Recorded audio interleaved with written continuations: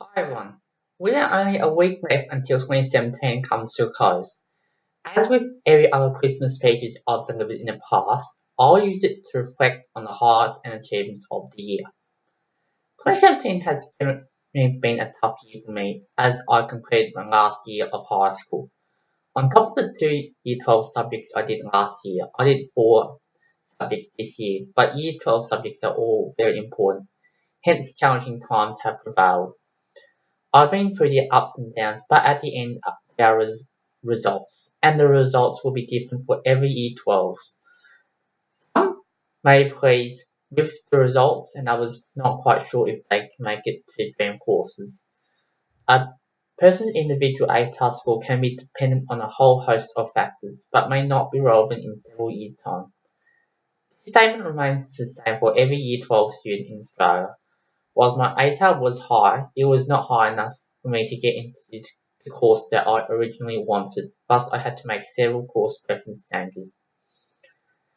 Also for those who are at university, I hope you are satisfied with your performance as well.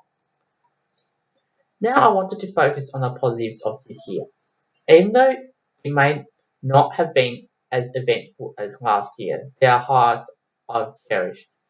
I've been on a number of road trips this year, including to the Great Ocean Road, Wilson's Prom, Hanging Rock, Grampians, Ballarat, Bendigo and Geelong. I've been fortunate enough to attend the Victorian Youth Summit held in late March of this year, where I got to develop ideas on how to make Victoria better for young people and network with young people from across Victoria. The Creamfields Festival is among the highlights of my year, of end of year school functions like the valedictory dinner and the formal. This year my role at my school was curriculum leader, along with being part of the Year 12 committee. This may not have been my preferred leadership role, but I did my very best to contribute to activities in the school.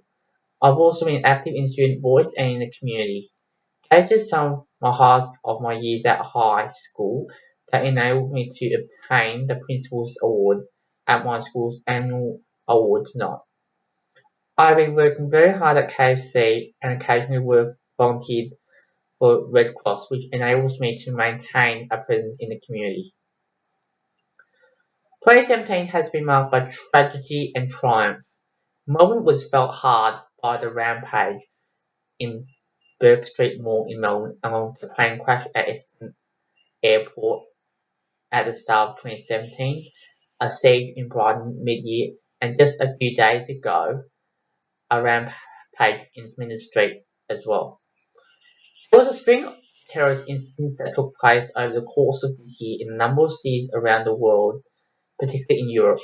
North America was rocked by the worst mass shooting in America's history, along with a string of natural disasters, and there are tensions between North Korea and America. However, we also have some things to celebrate, including some same-sex marriage becoming legal in Australia, voluntary assisted dying becoming legal in Victoria, and victories for the Richmond Football Club and the Australian soccer team. The Christmas and New Year period is generally a time for cheerfulness, but it can be an emotional time for some. In fact, this Christmas is one of the most emotional for me compared to every other Christmas because it marks my last year of high school along with the pressure of getting so much done lately. But I know that Christmas is even tougher for some people. There are some people who lost loved ones, some in horrific and terrible circumstances in lead up to Christmas. We remember those who lost their lives and won't be able to celebrate Christmas with their families. We also acknowledge those who work very hard to serve our community, and there will be some who unfortunately won't be available to celebrate Christmas, the most sacred day of each year. Nonetheless, many of our hard-working men and women have been formally recognised at ceremonies throughout the year. There is so much on offer for 2018. We have the Commonwealth Games on the Gold Coast and the Winter Olympic Games in the first half of the year, and the Invictus Games in Sydney in the second half of the year, along with the FIFA World Cup in which Australia will be involved in. I wish all competing athletes at those renowned sporting events the best of luck. 2018 will also be a busy year for the royal family in London, with Prince William and Kate Middleton welcoming the birth of their third child, and Prince Harry and Meghan Markle getting married. Likewise, I wish the royal family the best of luck too.